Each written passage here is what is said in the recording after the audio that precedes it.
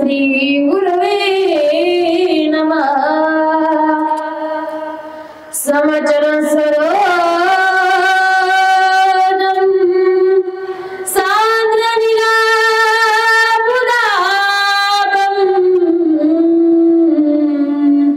जगदनीत पानि मंडल मंडलानं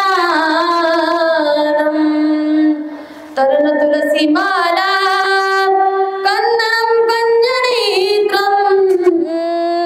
सदैवलहासं विठ्ठलं चिन्तयामि। वक्रतुंड महाकाय सूर्यकोटि समप्रभा निर्विघ्नं कुरु मे देव सर्वकार्येषु सर्वदा।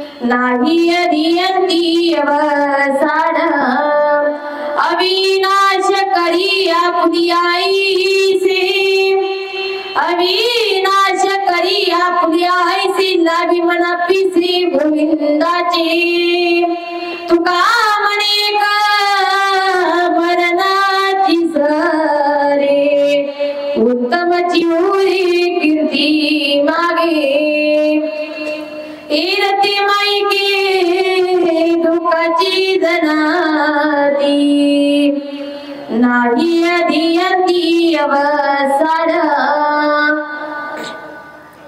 प्रस्तुत प्राप्त प्रसंगी प्रवचनारूपी सेवेसाठी ठेवलेला भंग जगद्गुरु जगतवंदनीय वराकेचे मूर्तिमंत पुत्र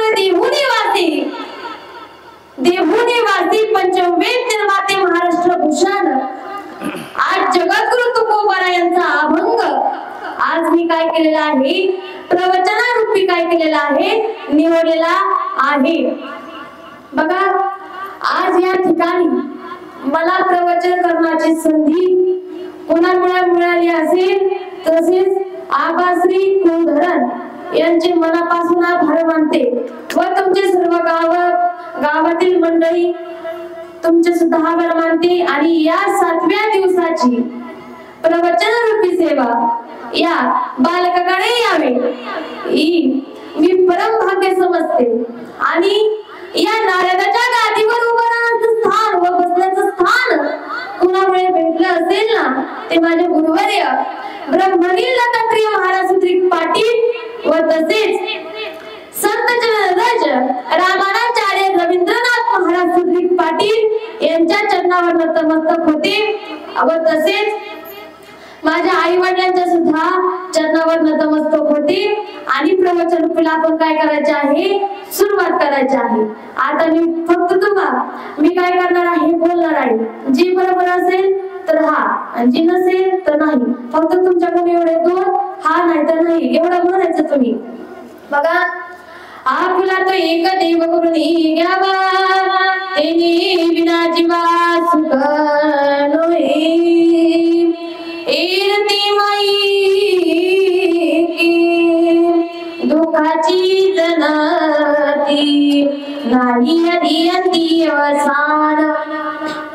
बघा प्रवचन सुरू करण्याअगोदर माझी एक सभा आहे।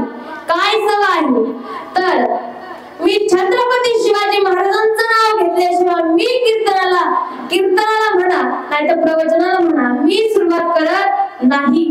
बघा, छत्रपती शिवाजी महाराज हे नाव गावात नाही, तालुक्यात नाही, जिल्ह्यात नाही, नवे तर भारताच्या कानाकोपऱ्यापर्यंत माझे छत्रपती शिवाजी महाराजांचं काय होत आहे तर नाव गाजत आहे.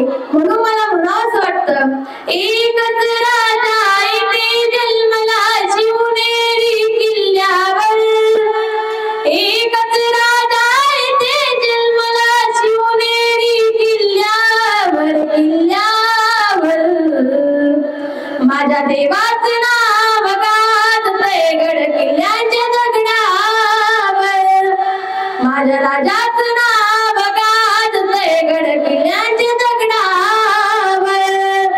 सुंदर स्वराज निर्माण केली तलवारीच्या धारेवर, तलवारीच्या धारेवर, रयतेसाठी वार झेलल्या आपल्या निधड्या छातीवर, आपल्या निधड्या छातीवर, प्राणपणाने लढले मावळे भरताच्या राजावर, राजावर माझ्या देवाचं नाव गाजते गड किल्ल्याच्या दगडावर, माझ्या देवाचं नाव गाजते गड किल्ल्याच्या दगडावर. वाह, क्या बात. बघा, जर छत्रपती शिवाजी महाराज नसते तर आपण इथं पोहोचू शकलो असतो का तर नाही. आपल्याला जर कीर्तन प्रवचन काही करायचं म्हटलं असतं तर आपल्याला आधी कुणाकडे जावं लागलं असतं तर मुसलमानाच्या माणसाकडे जावं लागलं असतं आणि त्याला म्हणावं लागलं असतं, हुजूर मी काय हुजूर हमारे मंदिर में कीर्तन और प्रवचन मी पेश करना चाहती हूँ, क्या कर सकती हूँ का. तर आपले छत्रपती असते, काही छत्रपती नसते तर आपल्याला इथं बसण्याचं स्थान भेटलं नसतं. आता आपण प्रवचनाला सुरुवात करू. बघा, आपल्या पहिल्या नंबरचं भाग्य असं आहे की आपण या भारत देशात जन्माला आलो. काय, आपण या भारत देशात जन्माला आलो कारण संत महात्म्यांनी या संत महात्म्यांनी आपल्याला म्हटलेलं आहे की काय म्हटलेलं आहे बरं, तर संत महात्म्यांनी या नरदेहाला काय म्हटलेलं आहे, या संत महात्म्यांनी या नरदेहाला वाईटही म्हटलेलं आहे आणि चांगलं सुद्धा म्हटलेलं आहे.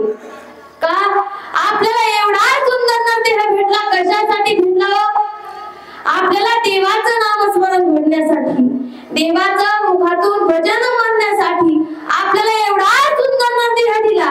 पण आपण त्याचा उपयोग कशासाठी करतो, गैरसमज आपण करतो.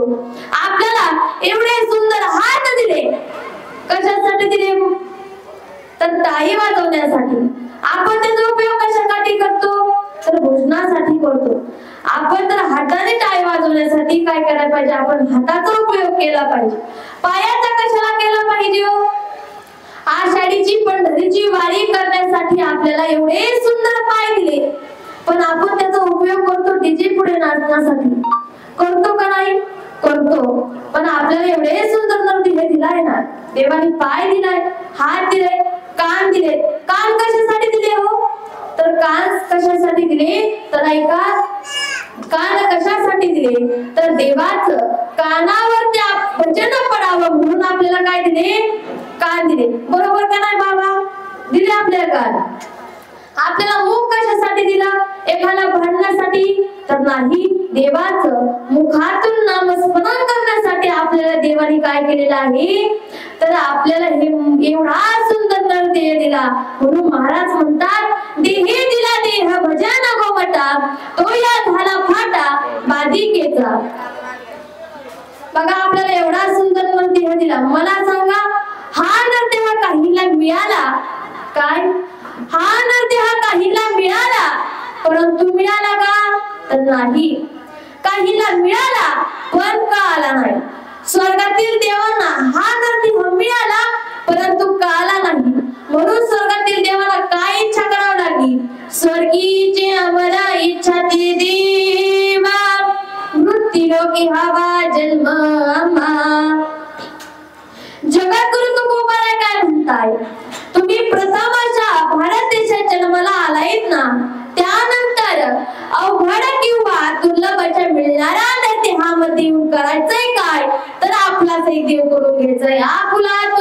देव करुणी घ्यावा.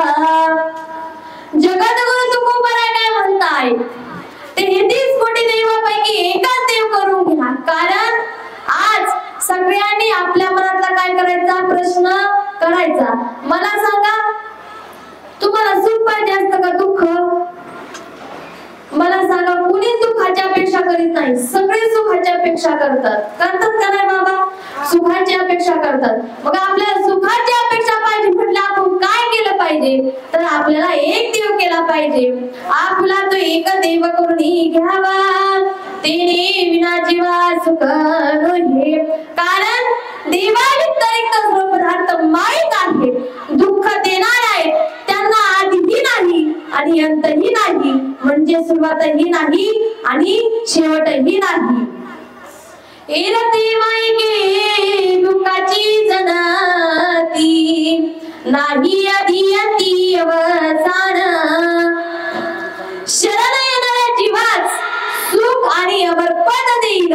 त्या दोघं देवाचं नामस्मरण, देवाचं चिंतन आपण काय केलं पाहिजे, तर केलं पाहिजे.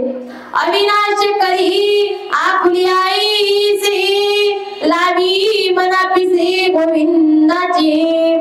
शेवटी तुकोबाराय म्हणताय की ज्यांनी देव आपलासा केलाय त्यांनी काय करून घ्या, आपलासा एक देव करून घ्या. ज्यांना सुखाची इच्छा असेल ना त्यांनी सुद्धा काय करा, आपलाच एक देव करून घ्या. आणि शेवटच्या चरणात तुकोबाराय काय म्हणताय, तुका म्हणे कमरणाची सरे, उत्तम चिवरे कीर्ती मागे. शेवटच्या चरणात तुकोबाराय म्हणताय, काय म्हणताय, तर महाराज साधू संतांनी प्रश्न केला, का हो तुकोबाराया, देव आपलासा नाही का? तेव्हा तुकोबाराय म्हटला, देव आपलाच आहे. देव आपल्या हृदयात आहे, देव आपल्या जवळ आहे, परंतु त्याची आणि आपली ओळख झालेली नाही. मला सांगा, आपल्या घरी पहिलं काय असायचं, कोपऱ्यात रांजण असायचं. आता सध्या आहे का कुणाच्या घरी, तर नाही. बघा, पहिला आपल्या सगळ्यांच्या घरी एका कोपऱ्यात रांजण असायचं. काय असायचा? रांजण. आणि रांजणामध्ये काय असतं, महिला मंडळ पुरुष वर्ग? दगड माती नाही, पाणी असतं. पाणी भरल्यानंतर त्याला कडीने काय येतं, शेवळ येतं. तिकडचे मुलं वर्ग प्रश्न देता इथं बसलेले देत नाही, तर शेवळ येतं. आणि शेवळ आल्यानंतर ते शेवळ वाढत येतं का कमी कमी होत जातं, तर वाढत येतं. मग ती वाढत आल्यानंतर पुरुष वर्ग वाढत आल्यानंतर ते आपल्याला पाणी दिसत का, तर नाही. जसं पाणी दिसत नाही तसं आपल्या हृदयात सुद्धा काय आहे, देव आहे. म्हणून आपल्याला देव दिसणार नाही. देव आपल्या हृदयात आहे, देव जवळ आहे, परंतु त्याच्या आणि आपली ओळख झालेली नाही. म्हणून अविटेके माय विटानो, जवळी आहे परी भेटेना. देव आपल्या हृदयात आहे, देव जवळ आहे, परंतु त्याची आणि आपली ओळख झालेली नाही. त्याच्या आणि आपली ओळख झालेली नाही. म्हणून काय करायचं आहे, आपलाच एक देव करून करायचा आहे. बघा, तुम्हाला सांगेन, एका उदाहरणात अर्थ सांगून जाईल. बघा, हिरण्यकश्यप तुम्हाला सर्वांना माहित आहे. हिरण्यकश्यप एवढा घनघोर तपश्चर्या करायचा, एवढी घनघोर तपश्चर्या करायचा की त्याला एक दिवस ब्रह्मदेव प्रसन्न झाले. आणि प्रसन्न झाल्यानंतर ब्रह्मदेव म्हटले, हिरण्यकश्यप तुला काय मागायचं आहे ते माग. तेव्हा हिरण्यकश्यप म्हणतो, देवा मला अमरपद पाहिजे. तेव्हा ब्रह्मदेव म्हटले, मी तुला अमरपद देऊ शकणार नाही. तेव्हा ब्रह्मदेव म्हटले, तू दुसरा काहीतरी माग. तेव्हा हिरण्यकश्यप म्हटला, देवा तुला मरण द्यायचंय ना, फक्त कोणाच्या हाताने नको, शस्त्राने नको आणि अश्वाने सुद्धा नको. देवा तुला मरण द्यायचंय ना, सकाळी नको, दुपारी नको आणि संध्याकाळी सुद्धा नको. अरे देवा तुला मरण द्यायचंय ना, पृथ्वीवर नको, पाताळात नको आणि स्वर्गात सुद्धा नको. देव तथास्तु म्हणाले आणि निघून गेल्यानंतर महाराज हिरण्यकश्यपाला एवढा आनंद झाला. का आनंद झाला, तर हिरण्यकश्यप म्हटला, मी काय केलेलं आहे, देवाला आज जिंकला आहे. काय केलेलं आहे, जिंकला आहे, पण देवाने त्याचाही पुढचा चतुर्वापर केला. तो मगाशी काय म्हटला होता हिरण्यकश्यप, देवा तुला मरण द्यायचंच ना, कुणाच्या हाताने नको, शस्त्र नको आणि अश्व सुद्धा नको. देवाने तिन्ही सांगला घेतला, देवा तुला मरण द्यायचंच ना. काय देवा तुला मरण द्यायचंय ना, सकाळी नको, दुपारी नको आणि संध्याकाळी सुद्धा नको. देवाने नखाने फाडलं, देवा तुला मरण द्यायचंय ना, देवा तुला मरण द्यायचंय ना, पृथ्वीवर नको, मला पाताळात नको, स्वर्गात सुद्धा नको. देवाने उंबऱ्यात घेतला. मला सांगायचं तात्पर्य एवढाच की देवापेक्षाही चतुर वापरायचा प्रयत्न करायचा नाही. तर प्रयत्न केल्यानंतर आपला देव इतकी फजिती करीत असतो ना, इतकी फजिती करीत असतो. म्हणून काय करायचं, देवापेक्षाही चतुर वापरायचा प्रयत्न करायचा नाही. मग महाराज म्हणतात बघा, आपले मग हिरण्यकश्यप काय म्हटला, मी आज देवाला जिंकले, सगळं झालं. म्हणून महाराज तिथं प्रमाण देतात, देव चतुर चतुर जाणून व्रत तैसे. काय देव चतुर चतुर जाणून व्रत तैसे. मला सांगा आता की आपण काय करतो, आपण एक देव करायचा म्हटलं, आपण एक देव करतो का? तर नाही. आठवड्याचे 7 देव करतो का नाही बाबा? तर करीत असतो. बघा मला सांगा, या कुणी म्हणतंय मी या गावाचा, कुणी म्हणतंय मी तालुक्याचा, कुणी म्हणतंय जिल्ह्याचा, पण मी सांगते कुणी या जिल्ह्याचं नाही, तालुक्याचं नाही, महाराष्ट्राचं नाही, भारताचं नाही. पण देव काय म्हणतात, देव माझा मी देवाचा हीच सत्यवाचा. काय देव माझा मी देवाचा हीच सत्यवाचा. मग महाराज एका उदाहरणार्थ सांगून जाईल. एकदा एक शिष्य शिक्षण घेऊन घरी येत असताना त्याच्या गुरुला कळतं की आपला गुरु शिष्य काय झालेला आहे, घरी आलेला आहे. तेव्हा ते शिष्याला भेटण्याकरता कोण येतं, गुरु येतात. गुरु आल्यानंतर त्याचा वैभव पाहून त्या गुरूंना आश्चर्य वाटलं आणि आश्चर्य वाटल्याच्या नंतर पहिला प्रश्न केला, काय शिष्य हे जो बंगला, ह्या गाड्या, पहिला प्रश्न केला, का रे ह्या ज्या बंगल्यासमोरच्या गाड्या आहेत ना, त्या कोणामुळे आहेत? तेव्हा तो काय म्हटला, सुंदर उत्तर दिलं त्याने.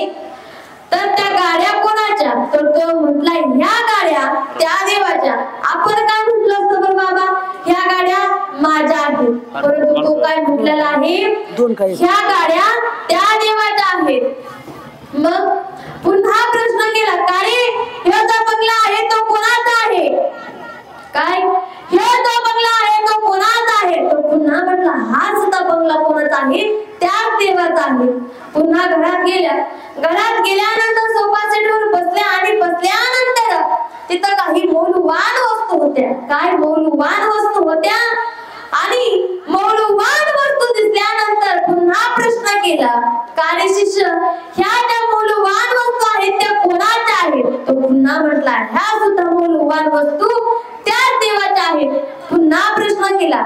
घरातून चक्रा इकडून तिकडून आलं देवघर आल्यानंतर पुन्हा प्रश्न केला, का रे शिष्य ह्या ज्या देवघरातल्या मूर्त्या आहेत ना, काय या देवघरातल्या मूर्त्या आहेत ना, त्या कोणाच्या आहेत? तर त्याने सुंदर उत्तर दिलं. ऐका, तो म्हटला, ह्या मूर्त्या कोणाच्या? तर तो म्हटला, ह्या मूर्त्या माझ्या आहेत. काय माझ्या आहेत. म्हणून मी सांगेल, तन भी तेरा मन भी मेरा. काय तन भी तेरा मन भी मेरा, मेरा पिंड प्राण है, सब कुछ तेरा तू है मेरा, वही जी का गान है, वही जी का गान है. मग महाराज या गुरु शिष्याप्रमाणे आपण सुद्धा काय करायचे, संबंध जोडायचे. परंतु मी सांगेल तुम्हाला, नवरा म्हणतो बायको माझी, मी बायकोचा. गावचा म्हणतो गाव माझं, मी गावाचा. जिल्ह्याचा म्हणतो जिल्हा माझा, मी जिल्ह्याचा. तालुकाचा म्हणतो तालुका माझा, मी तालुक्याचा. बघा याच्यात असं काही नाही. बघा एकदा असंच एका गावात साधारण प्रश्न विचारला. काय विचारला? तर गावात तुकोबाराया देव आपला होता येत नाही का? तेव्हा साधू तुकोबाराला प्रश्न केला, आणि प्रश्न केल्यानंतर महाराज प्रश्न केला आणि कोणाला विचारला?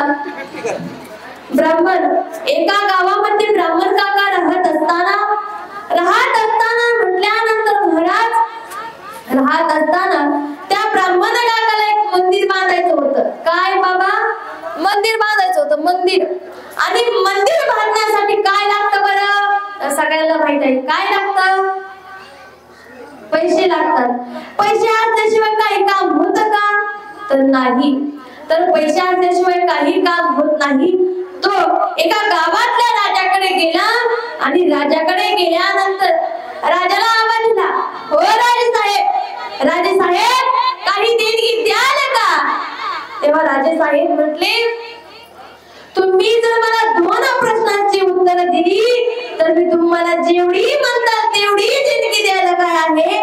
तयार आहे. तेव्हा पहिला प्रश्न केला, देव राहतो कुठे? काय? देव राहतो कुठे? तर ऐका, ब्राह्मण काका म्हटले, एक तांब्या आणा आणि तांब्यामध्ये काय आणा? दूध आणा. मला सांगा, दूध आणि तूप कुठे सर्वस्व आहे का? आहे का? तसं ब्राह्मण काका म्हटले, जसं तूप सर्वस्व आहे त्याचप्रमाणे माझा देव सुद्धा कसा आहे? सर्वस्व आहे. म्हणून महाराज माऊली हरिपाठाच्या भंगाद्वारे सांगतात, सर्व घटी राम देहादिली एक सूर्यप्रकाशक गृहलक्ष्मी. जसा देव सर्वस्व आहे त्याचप्रमाणे काय? जसं तूप सर्वस्व आहे त्याचप्रमाणे आपला देव सुद्धा कसा आहे? सर्वस्वच आहे. मग राजाला पहिला प्रश्न पटला आणि दुसरा प्रश्न केला. दुसरा प्रश्न असा केला, तर काय प्रश्न केला? तर देव करतो काय? देव करतो काय? तर ऐका, देव करतो काय? बघा, जर भक्तावरती जर संकट आलं ना, तो भगवान परमात्मा त्या भक्ताकरता धावून नक्कीच येतो. धर्म रक्षा वया अवतार घेतली आपल्या पायाची भक्तजन. जर धर्मावरती जर संकट आलं ना, तो भगवान परमात्मा त्या भक्ताकरता त्याला काहीही करून काही यावंच लागतं. काय?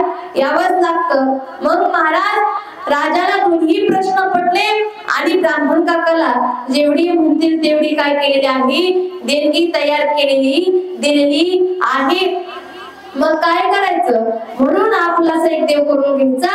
कारण देवा व्यतिरिक्त सर्व पदार्थ माईक आहे, दुःख देणार आहे. त्यांना आदिही नाही आणि अंतही नाही, म्हणजे सुरुवातही नाही आणि शेवटही नाही. म्हणून महाराज अभंगाच्या प्रथम चरणात सांगतात, आपुला तो एक देव करून घ्यावा, तेने विना जीवा सुख नाही. हा काय झाला? अभंगाचं प्रथम चरण झालं. बस बोला पुंडली. पुंडली गौरदेव हरी विठ्ठल श्री ज्ञानदेव तुकाराम पंढरीनाथ भगवान की जय. माऊली ज्ञानेश्वर महाराज की जय. जगद्गुरु तुकाराम महाराज की जय.